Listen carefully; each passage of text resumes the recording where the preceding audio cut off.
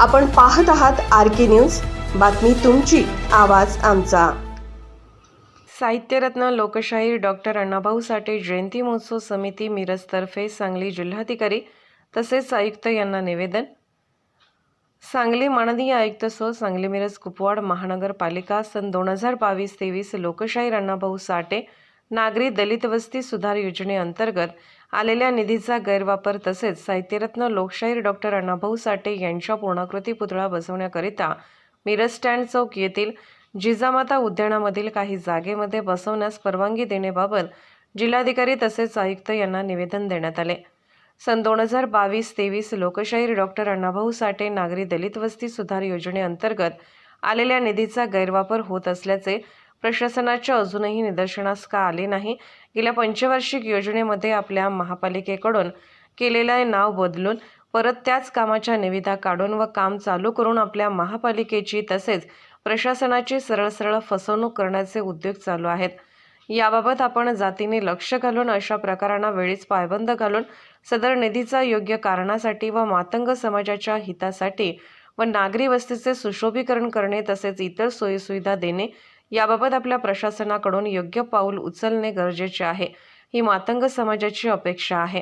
आजही सांगली मिरज कुपवाड महानगरपालिका क्षेत्रामध्ये मातंग समाजाच्या वसाहतींची संख्या ही जास्त असून सदर वसाहतीमध्ये सांस्कृतिक भवन, वाचनालय, व्यायामशाळा यांची नितांत गरज असताना त्यातून समाजाच्या एकत्रीकरणाचे काम, मुलांचे शैक्षणिक व शारीरिक भवितव्य घडवण्याचे काम होऊ शकते, परंतु आज अखेर महापालिकेने असा कोणताही प्रस्ताव मंजूर केलेला दिसून येत नाही।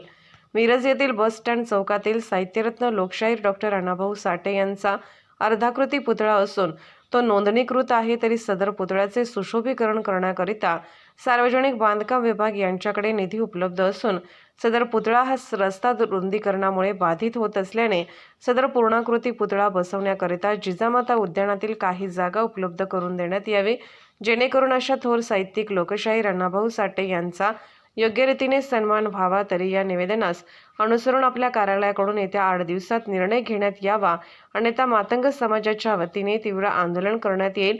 या सर्वस्वी आपण जबाबदार राहाल याची नोंद घ्यावी ही विनंती, असे निवेदनात म्हटले आहे।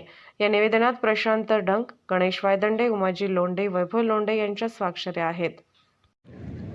आज 24/1/2024 रोजी माननीय आयुक्त सो यांना दिलेल्या निवेदनाच्या आधारे जिल्हाधिकारी कार्यालय सांगली येथे मिरज शहरातील ST स्टँडजवळील अण्णाभाऊ साठे पूर्णाकृती पुतळा याबाबत 17/1/2024 रोजी माननीय आयुक्त सो यांच्याशी प्रत्यक्ष चर्चा करून साहित्यरत्न लोकशाहीर डॉक्टर अण्णाभाऊ साठे जयंती महोत्सवाच्या वतीने निवेदन देण्यात आले व त्यावर चर्चा करण्यात आली की साहित्यरत्न लोकशाहीर डॉक्टर अण्णाभाऊ साठे नागरी सुधार योजनेअंतर्गत आलेला निधी हा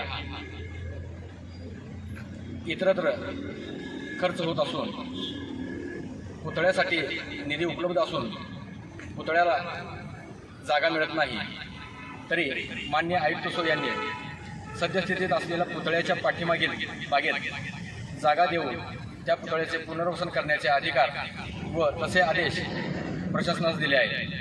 त्याबाबत आज माननीय जिल्हाधिकारी सो यांच्याशी चर्चा केली असता सकारात्मक चर्चा होऊन सदर पुतळ्याचे काम हे लवकरात लवकर करण्याची हमी माननीय जिल्हाधिकारी व माननीय आयुक्त सो यांनी दिलेले आहे। याबाबत मोलाचे योगदान माननीय उमाजी लोंढे, माननीय गणेश वायदंडे, वैभव लोंढे यांचे आहे।